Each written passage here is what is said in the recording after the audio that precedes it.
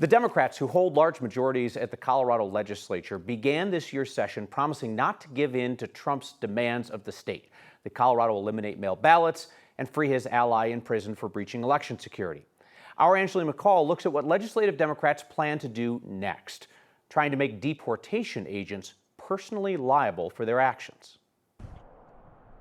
At the Colorado State Capitol, moments in Minneapolis cannot be ignored here in Denver.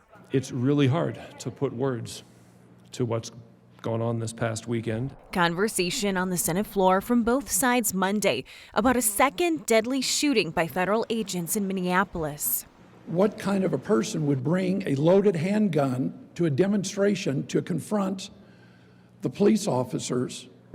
Things are just troubling right now, and for us, it's imperative for us to come together under calm, cool, collected conversations. One lawmaker says what happened more than 800 miles away feels like another reason to bring forward Senate Bill 5.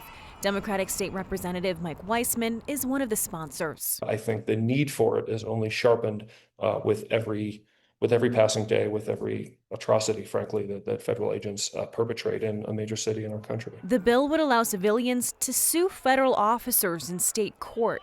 Critics argue federal officers have more protection under the Supremacy Clause, claiming they have immunity.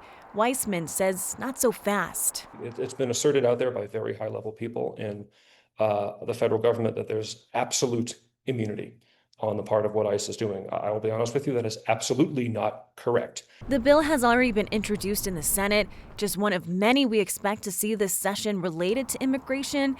As lawmakers know, no matter how they feel or their constituents feel, it's something they have to talk about.